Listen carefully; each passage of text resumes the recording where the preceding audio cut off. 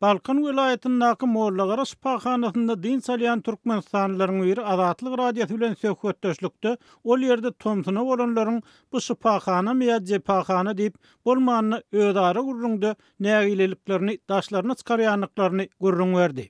Azatlygyň Balkan vilayetindäki çeşmesiniň maglumatyna görä, regiondaky tok, suw ýetmezçiligi öz köklerini Sowet ýyllaryndan alyp gaýdýar we Mollagaradaky her kıyagdaý onuň diňe bir mysaly bolup durýar. Aýdylmagyna görä, Mollagara şifahanasyny saglygyny keltmäge barýan raýatlar ysy howada sowatjylaryň işlemezligi sebäpli agyr günleri başdan geçirmeli bolýarlar. Käbirleri bir ýerde bolan günlerini dogdukda bolmak bilen hem deňýär. Mollagara şifahanasy umumy bir ulgamdan, bir kondisionerden sowatylýar diýip bir ýerde kynçylyklaryň sebäbini öwrenen çeşme habar berdi. Onun sözlerine göre şifahananyň territoriýasyny orta hasap bilen uzunlygy 5-6 metr, ýyny 3-4 metr, taşyny demir germew aýlanan ýörüýt stansiýa işläp dur. Onu umumy sowadyjy diýýärler. Bu sowadyjy Türk firmasy tarapyndan gurulypdyr we onu 4 sany salkynladyjy, çiiller diýilen agregat bolmaly eken. Şol agregatlaryň biri gyssa awtomatik usulla, ikincisi soň, üçüncüsi we dördüncüsi işläp, şu düzgünni kondisioner giýje günlüğüň dowamyna durman 80-90 günläp işläp bilmeli.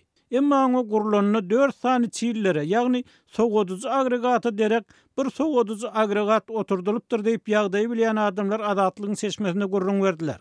Şunun ýaly ýagdaý vilayet kitaphanasynda hem gaýtalanýar. Bu ýerde hem kondisioneriň salkynladyjysy, çiiller bejerilýänse yerli ilatyň sözleri bilen aýdylanyny ogodan edilip gurulan kitapkhana binasy tamy, ýagny dogdok ýaly bolýar. Balkan vilayetinde kondisionerleriň salkynladyjylaryny bejermegiň adyndan bir hepde gowtalýanyny gaýdylýar. Munyň sebäbi Azatlygyň toplan maglumatlaryna görä ustanyň Aşgabatdan çağırılıp ýalwaryp getirilmeli bolmagy bilen bagly.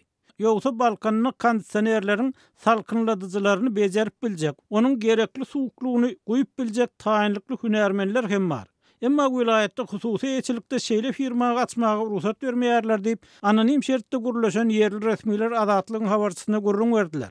İkinci tarapdan, munyň ýaly firmanyň döwlet eýçiliginde umumyň ýokdy. Hususy eýçilikde bolsa, şeýle hyzmaty ýerine getirýän diňe 2 san firmanyň bardygy we olaryň hem Aşgabatda ýerleşýänligi habar berilýär.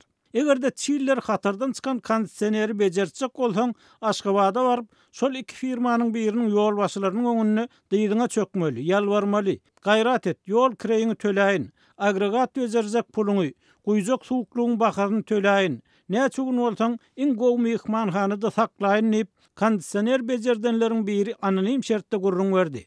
Azatlygyň habarçysy bu meseleniň has anygyna ýetmek üçin Balkanawat şäher häkimligine jogapkar wezifelerde işleýän tanyşlarynyň bir näçesine telefon etdi. Olaryň biri kitapkhana ýaly köpçülik ýerleriniň, hususan Mollagara şifahanasynyň jepahana öwrülmeginiň sebäbi barada soralanyna gülüp gelip gör.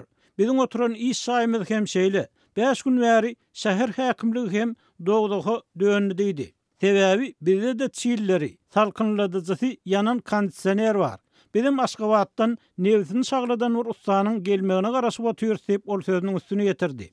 Balkanawat şäher häkimliginiň jogapkar işgäriniň tasdiklamagyna görä, kondisionerler bejerýän firma açmak üçin hem Aşgabatdan ruhsat almaly we häzirlikçi olara bu meselede garaşmagy maslahat beripdirler. Mundan başga soňky ýyllarda Balkan vilayetindäki tok üpçünçiliginiň düýüplü petelenligi, her güýje günnüzde adyndan 10 sagat elektrik togynyň bolmaýanlygy, bu ýagdaýyň ýaşaýyş şaýlarynda hem hususan da çagalar, garrylar we näse adamlar üçin agyr şertleri döredýänligi habar berilýär.